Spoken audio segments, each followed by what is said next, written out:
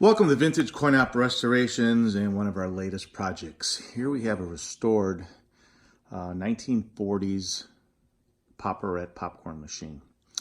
Yes, for 10 cents you can have some popcorn. Just an incredible machine, and as you watch this video we will have taken it apart and we would have done a dry run and actually in the end have popped some popcorn. This one's all cleaned up, ready to go to its new home. Dave, this one's for you.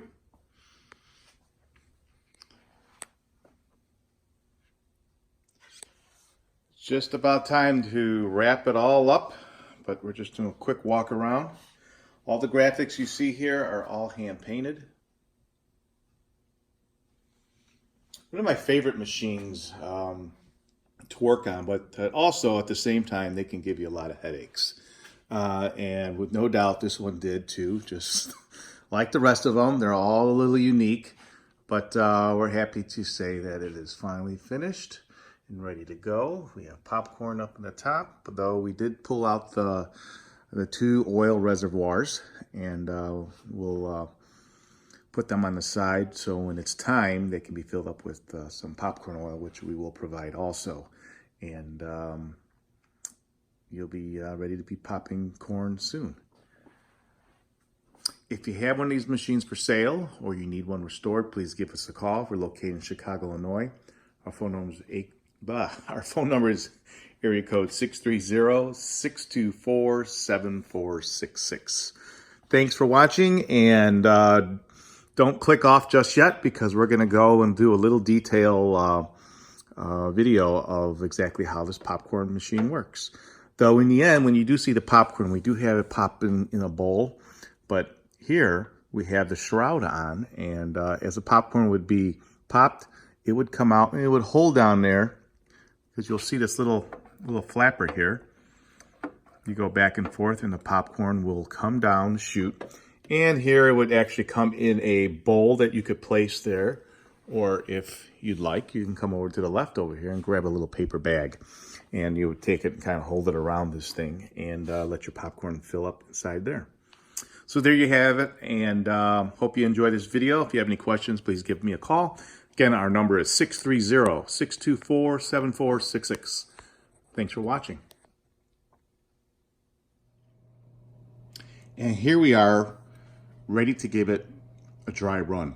When I say dry run, what I'm doing here is I am making sure the pump works and all the parts do their job except for one thing.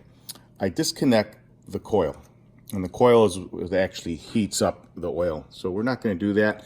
I do tell some people if you're not going to popcorn, there's kids in the house, open up the door. It's just a thumb screw down here, and this will disconnect it, and you can leave it on, or if somebody forgets to turn it off, this way you leave it on, and all you have here is a LED light that will pretty much shine, and you don't have to worry about somebody turning it on, turning it off.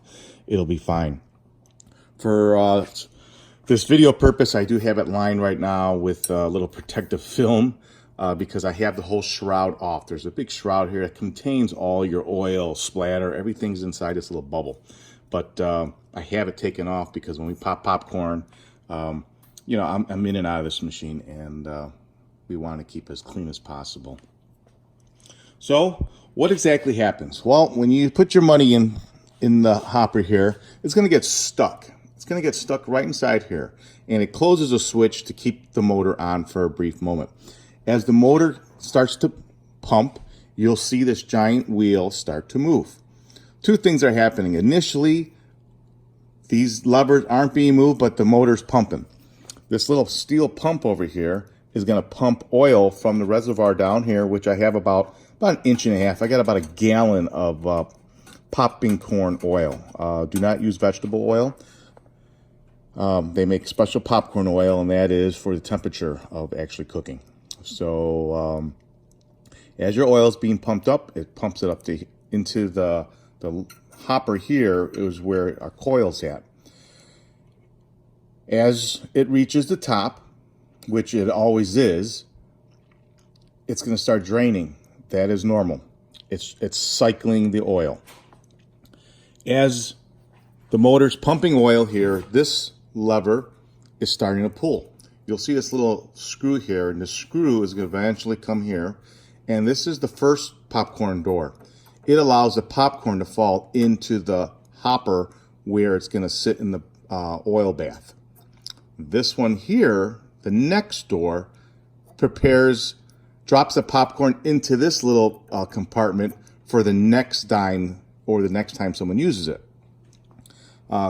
It's like a two-chamber popcorn holder, I guess. As it comes around, it is going to, at a point after, I would say, when this pin is about here, it's going to shut off. When it shuts off, there's a little lever down here, if I can see it. Kind of hard to show everybody.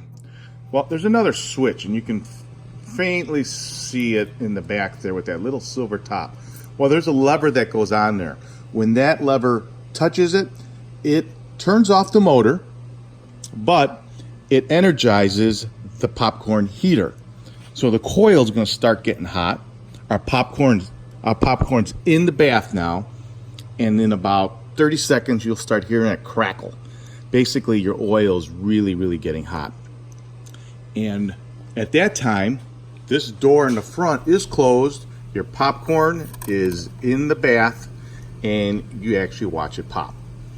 When it's popped, it will, if there's enough popcorn in the hopper, which there will be, it will actually, there's a little lever up on top that tells it, as you push that up, the popcorn pushes the lever up, it continues, and it will turn off the coil and energize the motor to start working again and bring the popcorn out of the hopper. If that doesn't happen, let's say you ran out of popcorn and you only had a small amount and it couldn't lift up the hopper, you have your thermostat here. The thermostat there closes and energizes the motor to start running and turns off the coil, just like in normal use. Hopefully this helps somebody. These are little hokey videos, but they can be complicated. As simple as this machine is, it is a little bit complicated if you've never been inside one. But this one is ready to go, and let's put a dime in and let's see what happens. There's your dime holding. Our coil starting to move. And here, our pump is pumping, the oil is flowing.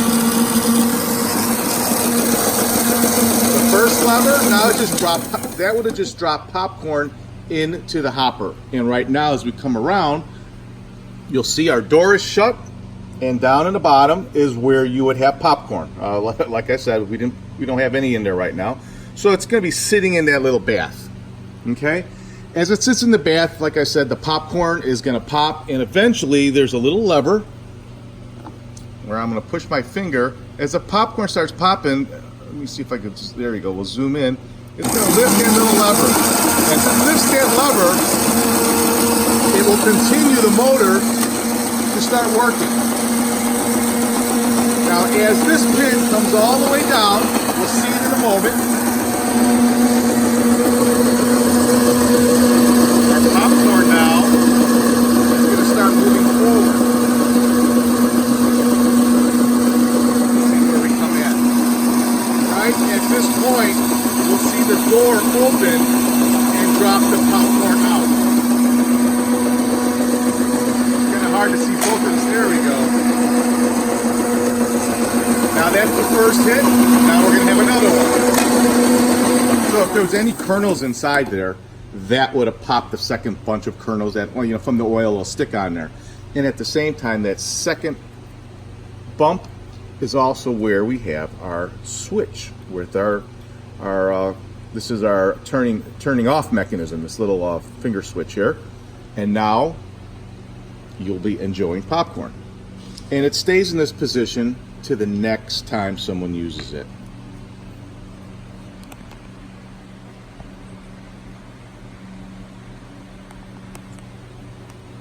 I hope that helped explain a little bit about this incredible machine.